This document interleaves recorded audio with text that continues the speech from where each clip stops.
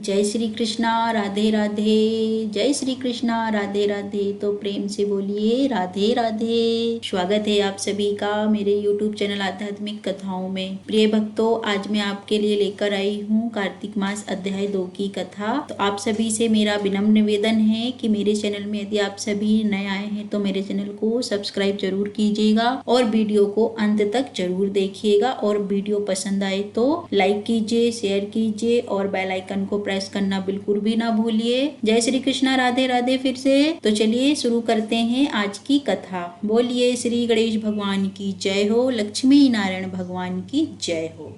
पिछले अध्याय की कथा में हमने सुना था कि जब गुणवती के पिता और पति दोनों ही जंगल में समिधा लेने के लिए जाते हैं तो वहां पर उनकी भेंट एक राक्षस से हो जाती है और राक्षस के हाथों वे दोनों मारे जाते हैं। भगवान कृष्ण कहते हैं, देवी जब गुणवती को राक्षस द्वारा अपने पति और पिता के मारे जाने का समाचार मिला तो वह विलाप करने लगी, रो रो कर करुण पुकार करने लगी, हे नाथ पिता, मुझे त्याग कर तुम कहाँ चले गए हो? मैं अकेली स्त्री अब तुम्हारे बिना क्या करूं? अब मेरे भोजन वस्त्र आदि की व्यवस्था कौन करेगा? घर में प्रेम पूर्वक मेरा पालन पोषण कौन करेगा? मैं तो कुछ भी नहीं कर सकती, अब मेरी रक्षा कौन करेगा? मैं कहाँ जाऊं? मेरे पास तो अब कोई ठिकाना भी नहीं रहा। इस प्रकार विलाप करती हुई गुणवती चक्कर खाकर धरती पर गिर गई और बेहोश हो गई। बहुत देर बाद जब उसे होश आया तो वह पहले की भांति करुण विलाप करने लगी और शोक सागर में डूब गई। कुछ देर बाद जब वह संभली तो उसे ध्यान आया कि अपने पिता और पति की मृत्यु के बाद उनकी क्रिया करना चाहिए जिससे उनकी सदगति हो सके। इसलिए उसने अपने घर का सारा सामान बेच दिया और उससे जो धन प्राप्त हुआ उससे उसने अपने पिता और पति का श्राद्ध किया, आदि कर्म किया। उसके बाद वह उसी नगर में रहते हुए 8 पहर भगवान विष्णु की भक्ति करने लगी। उसने मृत्यु तक नियम पूर्वक सभी एकादशियों का व्रत किया, कार्तिक महीने का स्नान किया, कार्तिक महीने के व्रत उपवास किए। हे देवी, एकादशी और कार्तिक का व्रत मुझे अति प्रिय है। इनमें मुक्ति, भुक्ति, पुत्र और संपत्ति की प्राप्ति होती है। कार्तिक महीने में जब तुला राशि पर सूर्य नारायण आते हैं तब ब्रह्म मुहूर्त में उठकर स्नान करने से, व्रत करने से, उपवास करने से, पूजा करने से सभी मनोकामनाओं की पूर्ति होती है। जो भी मनुष्य कार्तिक के महीने में सुबह सवेरे उठकर स्नान और व्रत आदि करते हैं उन्होंने यदि अपने जीवन में कितने भी पाप किए हों तो भी स्नान और व्रत के प्रभाव से उन्हें मोक्ष की प्राप्ति होती है। कार्तिक में स्नान, जागरण, दीपदान, तुलसी के पौधों की रक्षा करने वाले मनुष्य साक्षात भगवान विष्णु के समान है। कार्तिक के महीने में मंदिर में झाड़ू लगाने वाले, स्वास्तिक बनाने वाले, भगवान विष्णु की पूजा करने वाले मनुष्य जन्म के चक्कर से छूट जाता है। यह सुनकर गुणवती हर साल श्रद्धा पूर्वक कार्तिक के महीने का व्रत और भगवान विष्णु की पूजा करने लगी। हे देवी, एक बार उसे तेज ज्वर आ गया, वह बहुत कमजोर हो गई। फिर भी वह किसी प्रकार गंगा स्नान के लिए गंगा जी के तट पर तो पहुंच गई,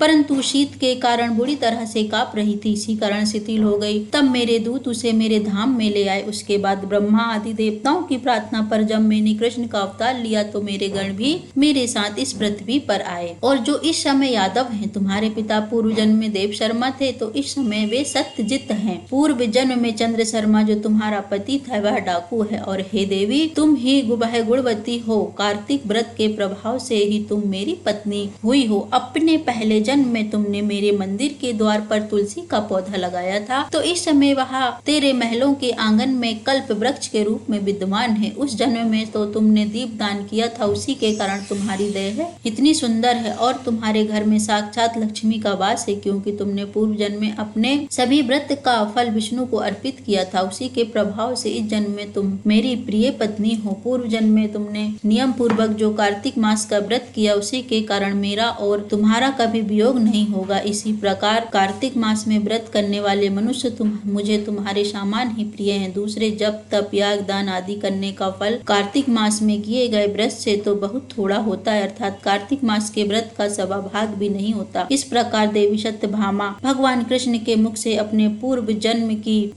के पुण्य का प्रभाव सुनकर बहुत ही प्रसन्न हुई। यह कार्तिक मास महात्म के अध्याय 2 की कथा समाप्त होती है। यदि कथा अच्छी लगी हो तो वीडियो को लाइक करें, शेयर करें, चैनल को सब्सक्राइब करें और अंत में बेल आइकन को प्रेस करना बिल्कुल भी ना भूलें। और वीडियो को अंत तक सुनने के लिए आप सभी का बहुत बहुत धन्यवाद। जय श्री कृष्णा, राधे राधे।